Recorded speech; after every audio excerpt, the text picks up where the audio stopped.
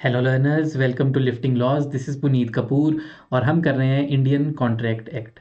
अभी तक की हमारी क्लासेस में हमने देख लिया सेक्शन 1 से लेकर सेक्शन 58 तक। आज हम देखेंगे जो नया एक नेक्स्ट टॉपिक जो हमारा है वो सबसे पहले सेक्शन 59 से 61, अप्रोप्रिएशन ऑफ पेमेंट्स। अब देखो इजी लैंग्वेज में आपको बताता हूँ। अब जैसे कोई पर्सन ए है, उसने पर्सन बी को दिया है लोन। ठीक है, ए पर्सन ने बी को दिया है लोन और मल्टीपल ओकेजन्स पे दिया है। जैसे कि एक लोन दे दिया 1000 रुपीज़ का, एक लोन दे दिया 500 रुपीज़ का, और एक और लोन दे दिया 1000 रुपीज़ का। और ये सब डिफरेंट डेट्स पे दिए, ईयर्स पे दिए। मान लो 2018, 19 और 20 में दिए। तो अब जब किसी रैंडम डे पे बी ए को 1500 रुपये वापस करेगा, तो अब हमें कैसे पता चलेगा कि उसने कौन सी पेमेंट वापस की है, पहला लोन, दूसरा लोन, तीसरा लोन। तो उन चीज़ों को टैकल करने के लिए बने हैं हमारे पास ये वाले सेक्शंस। तो चलिए शुरू करते हैं सेक्शन नंबर 59 से। सबसे पहले appropriation of payments when debtor indicates. तो इसमें क्या है, जहां पर डेटर जिसने पैसा लिया है, डेटर वो इंडिकेट कर रहा है। तो देखो, when a debtor owes several distinct debts. अब बी डेटर है, बहुत सारे डेट लिए हैं उसने ए से, several distinct debts to the same creditor A, and makes a payment, और वो ए को एक पेमेंट कर रहा है। The debtor has right to instruct the creditor regarding which specific debt the payment should be applied to. अब यहाँ पर बी के पास राइट है, वो ए को बता सकता है कि मैं इस वाले डेट के लिए दे रहा हूँ, इस वाले, इन दोनों के लिए, या इसके लिए कौन से डेट के लिए पेमेंट कर रहा हूँ। तो ठीक है, नॉर्मल सा सेक्शन पहले, जहां पर अप्रोप्रिएशन, जहां पर डेटर बता देगा कि कौन से वाले डेट पर उसका ये पैसा लगना है। तो डेटर मस्ट क्लियरली इंटीमेट, और उसी स्पेसिफिक डेट, वो वाला जो डेट है वो डिस्चार्ज होगा, उसी के अगेंस्ट वो पैसे माने जाएंगे। Once accepted creditor can not change the appropriation. Creditor ने एक्सेप्ट कर लिया, वो चेंज नहीं कर सकता। एग्जाम्पल, ए ओज बी 10,000, डेट 1 8,000 और 5,000। बी ने 5,000 पे किया, बोला कि डेट 3 पे लगा दो, तो डेट 3 पे लगा दी और उसके लिए वो हो गया discharge. B must apply to debt 3। तो क्रेडिटर की रिस्पॉन्सिबिलिटी है, जब डेटर ने बताया है उसी डेट के लिए यूज करे वो वाले पैसे। अब इसमें जो ये रूल है ना, इसे हम कहते हैं क्लेटन्स रूल। क्लेटन्स रूल। अब क्लेटन्स रूल इसलिए कहते हैं क्योंकि क्लेटन वाले केस में आया था। क्या नाम था केस का? Devaynes versus Noble 1816 held when debtor specifies the debt creditor is bound to apply accordingly. तो इसे हम कहते हैं क्लेटन्स रूल। बस ये याद रखना है आपने इस सेक्शन से। अब चलते हैं हमारे नेक्स्ट सेक्शन की तरफ, section number 60, appropriation when debtor does not indicate. अब क्या है, अब जो डेटर है उसने बताया ही नहीं, बहुत सारे सेवरल डेट थे, वही सेम एग्जांपल ए बी, बहुत सारे डेट, नंबर 1, नंबर 2, नंबर 3। अब उसने रैंडम डे पे एक पैसे वापस कर दिए, लेकिन बताया ही नहीं कौन से वाले के लिए किए। तो debtor does not specify, circumstances do not show intention, intention भी नहीं पता लगी कि किसके लिए क्या है। तो अब मर्जी चलेगी क्रेडिटर की। Creditor gets the right to apply the payment to any lawful debt. अब क्रेडिटर किसी भी लॉफुल डेट में उसको लगा सकता है। अब इंटरेस्टिंग बात इसकी, including time barred debt, older debts, newer debts. पुराने वाले पे भी लगा सकता है। पुराना अगर टाइम बार हो गया है, मतलब लिमिटेशन पीरियड खत्म हो गया है, जनरली 3 इयर्स होता है लोन का, तो अगर वो खत्म हो गया उस पर भी लगा सकता है। मतलब वो वाला जो डेट जिसकी रेमेडी अब बची नहीं थी लॉ के पास, वो वाला डेट भी वो वापस ले सकता है, अगर डेटर ने नहीं बताया कि वो किसके पैसे दे रहा है। पुराना नंबर 2 के भी कर सकता है, न्यू ईयर के भी कर सकता है, 1 के भी कर सकता है। तो उसकी क्रेडिटर की मर्जी है। तो देखो 59 में हमने देखा डेटर की मर्जी, 60 में देखा क्रेडिटर की मर्जी, कहीं पे भी लगा ले। ठीक है, एग्जाम्पल भी देख लेते हैं। देखो, ए और बी 20,000 जो कि टाइम बार हो चुका था, वो वापस नहीं ले सकता, और एक और था 15,000 जो कि टाइम बार नहीं था। ए ने उसको 10,000 दे दिए बिना कुछ कहे। अब 10,000 इनमें से कोई अमाउंट नहीं है, तो सर्कमस्टांसिस भी नहीं बता सकते कौन से वाले पैसे उसने वापस किए होंगे। तो क्रेडिटर अब 20,000 टाइम बार डेट से भी पैसे काट सकता है। ठीक है, तो इस सेक्शन ने बस ये बताया। अब आते हैं अप्रोप्रिएशन में neither party makes any indication. अब ना जी क्रेडिटर ना डेटर, किसी की नहीं। तो तीसरे सेक्शन में किसी की नहीं चल रही। देखो, तो when creditor does not indicate, debtor does not indicate, creditor also does not indicate. अब क्रेडिटर ने भी नहीं बताया कि मैं कौन से वाले पे लगा रहा हूँ, तो payment must be applied to, सबसे पहले इन ऑर्डर ऑफ टाइम। मतलब अब ए ने बी को डेट दिया था 1,000 रुपये, 500 रुपये और 1,000 रुपये, 2018, 2019, 2020। तो सबसे पहले लग जाएंगे 2018 वाले में। अगर बी ने ए को जो भी वापस किया वो चला जाएगा सबसे पहले 2018 वाले में, फिर 19 वाले में, फिर 20 वाले में। ठीक है, in all order of time. तो जो सबसे पहले लिया होगा सबसे पहले उसी पे लगेगा। अगर सब साथ में लिए, मतलब ये यहाँ से डेट्स हटा दी, सब लिए हैं एक ही दिन, तब क्या होगा? If debts are of same date payment must be divided proportionately, मतलब प्रोपोर्शन में लग जाएगी। अब मान लो ये 100, 50 और 100 रुपये लिए थे। अब बी ने उसको वापस करे मान लो 100 रुपीज़। अब 100 का आधा हिस्सा यहाँ लग जाएगा, 50% यहाँ लग जाएगा, बाकी का यहाँ लग जाएगा। तीनों में बराबर सा बांट देंगे, ठीक है? तीनों में बांट देंगे प्रोपोर्शनेटली, मतलब जैसे 100 है तो मान लो कि 100 में से 40 रुपीज़ यहाँ, 100 वापस किया तो 40 यहाँ आ गया, 40 यहाँ आ गया और 20 यहाँ चला गया। तो ये होगी प्रोपोर्शनमेंट 40-40-20 के हिसाब से, ठीक है? तो जितना फिर बचा रहेगा वो बाद के लिए बचेगा, ठीक है? तो बस इसमें क्या याद रखना है आपको, अगर किसी ने स्पेसिफाई नहीं किया तो ओल्डर, अगर एक ही दिन को सारे लिए हुए थे तो प्रोपोर्शनेटली।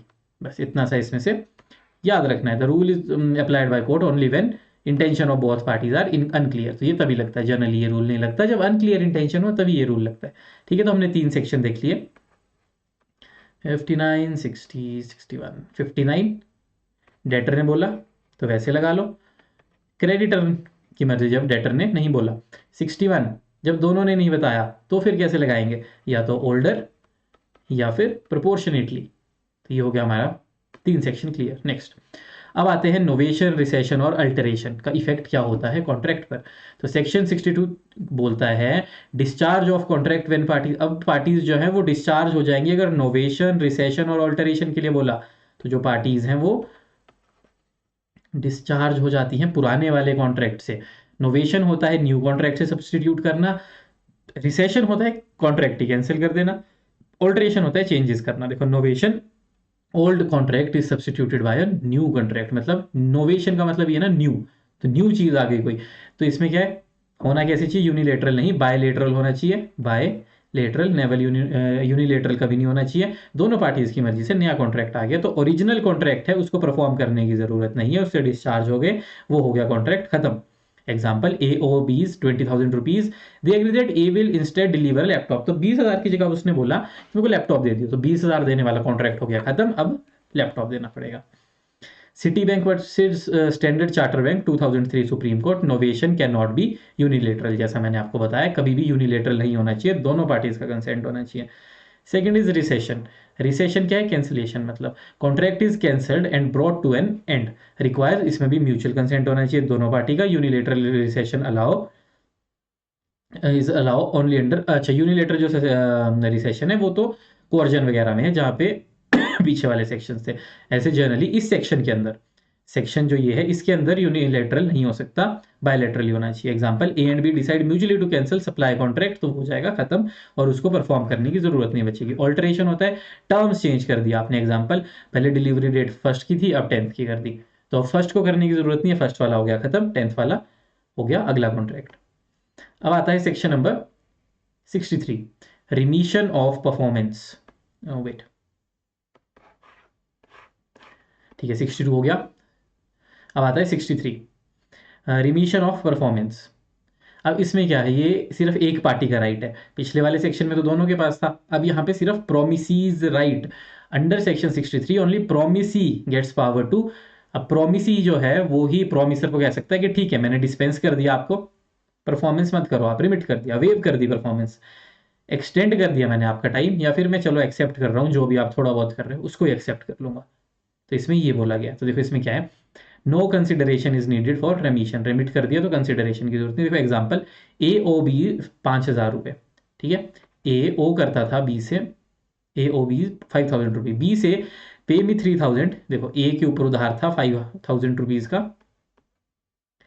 बी ने बोला तू मेरे को 3,000 rupees they, I forgive rest, तो इसने रिमिट कर दिए 2,000 रुपीज जो थे वो रेमिट कर दिए, ठीक है। तो कौन कर सकता है, सिर्फ बी, प्रॉमिस ही कर सकता है, प्रॉमिसर नहीं कर सकता, बोले कि यार मेरे को 3,000 दे देता हूँ बस ना, इतना ही है, ठीक है। तो ए ओ करता था बी को 5,000, बी ने बोला 3 दे दे बाकी मैं माफ करता हूँ। सेकेंड, ए ओज बी, ये दोबारा ओ करता है बी को 20,000, बी एक्सेप्टेड अ मोटरसाइकिल।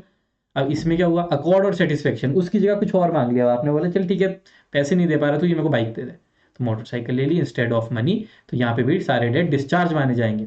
इसके case laws, Ramdas Agarwal versus LIC। LIC accepted premium without interest, तो बाद में वो इंटरेस्ट नहीं मांग सकते। LIC जो थे हमारे रामदास जी, रामदास का बहुत सारे प्रीमियम हो गए थे ड्यू डेट के बाद LIC वालों ने बिना इंटरेस्ट के LIC वालों ने बिना इंटरेस्ट के विदाउट इंटरेस्ट सारे के सारे प्रीमियम ले लिए।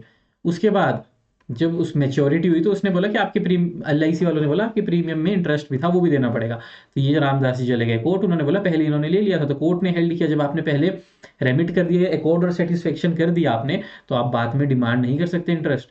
Next is Keshav Lal versus Lal Bhai mills. Extension of time by one party does not bind the other unless accepted.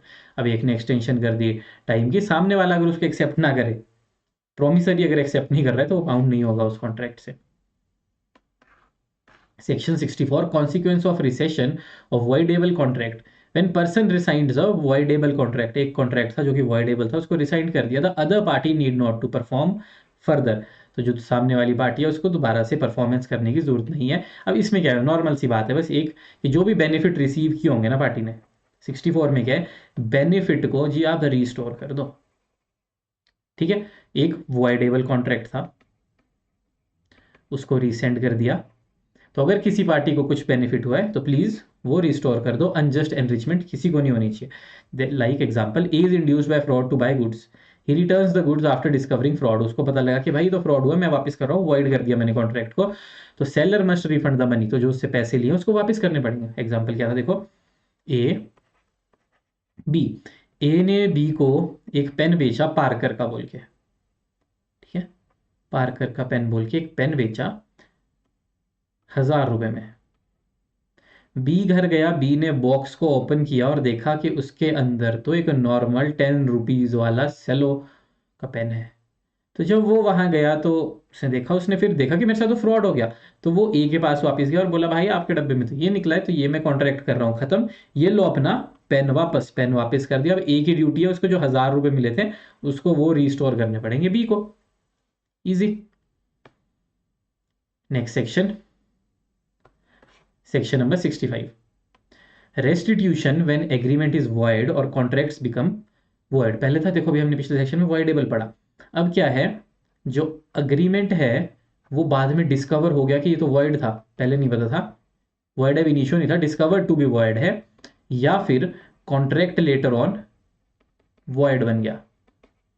तो अगर किसी पार्टी को कोई एडवांटेज हुआ है तो वो भी उसको रिस्टोर कर दे, बस वही सेम प्रिंसिपल है, वो वॉइडेबल में था, ये वॉइड के केस में रिस्टोर कर दो। ये भी उसीलिए क्यों, to prevent unjust enrichment. A pay B 10,000 to deliver imported good, government ने बैन ही कर दिया इंपोर्ट, तो अब ये जो कॉन्ट्रैक्ट है ये वॉइड हो गया, इम्पॉसिबिलिटी के करके हो गया ना void, contract become void, frustration हो गई कि अब तो कर ही नहीं सकते, तो बी मस्ट रिटर्न 10,000, तो उसको 10,000 वापस करने पड़ेंगे। केस तो देखो, सुंदरा Gowda versus Channa Bhapasa 1975 Kerala high court. When parties due agreement was void, section 65 can not be invoked. मतलब जब पार्टीज को पहले ही पता था कि जो एग्रीमेंट है वो वाइड है, मतलब जो वाइड है इनिशियो है, वहां पे सेक्शन 65 नहीं लगेगा, जो डिस्कवर्ड टू बी वाइड है वहां पर ही लगेगा। Sugan Chand versus Balchand, section 65 does not apply to party knowingly enter into invalid agreement, तो जो नोइंगली एंटर कर रहे हैं उनके ऊपर नहीं लगेगा। इसीलिए ये ना माइनर्स पे भी नहीं लगता, अगर माइनर किसी के साथ कॉन्ट्रैक्ट कर ले, उसके लिए हमें स्पेसिफिक रिलीफ एक्ट में जाना पड़ता है वापस लेने अपने पैसे, यहाँ पे नहीं मिलते कॉन्ट्रैक्ट एक्ट में वापस। वो पढ़ेंगे जब हम SRA पढ़ेंगे कि क्या रेमेडी है अगर शुरू से ही वॉइड हो कॉन्ट्रैक्ट, क्योंकि माइनर के साथ तो शुरू से वॉइड है, और माइनर को अगर कुछ पैसे दे दिए तो हमें रिस्टोर तो कर नहीं सकते। लेकिन उसकी एक्सेप्शन आई है हमारे SRA में, क्योंकि शुरू के जो केसेस थे उनमें बोला कि हम रिस्टोर नहीं कर सकते, मोहरी बीबी वगैरह में, लेकिन फिर केसेस जो है उनमें बोला कर सकते हैं, और उसके बाद ही शायद खानगुल एंड लखा सिंह वगैरह के केस है, फिर उसके बाद डाइकोटमी ऑफ व्यूज होगी, एक कोर्ट ने कुछ बोला दूसरे ने कुछ बोला, इसलिए फिर उसके बाद SRA में अमेंडमेंट करके एक क्लॉज डाल दिया और उसमें बोला कि हम माइनर से भी वापस ले सकते हैं। Section 75 compensation to party rightfully rescinding. अच्छा ये 75 है, ये बस ये बताया है कि जो राइटफुली रिसाइंड कर रहा है ना, when a person rescind a contract rightfully they are entitled to compensation for any loss suffered. ये अगले क्लास में सेक्शन देखेंगे, अभी देखते हैं 67 और 66 और 67।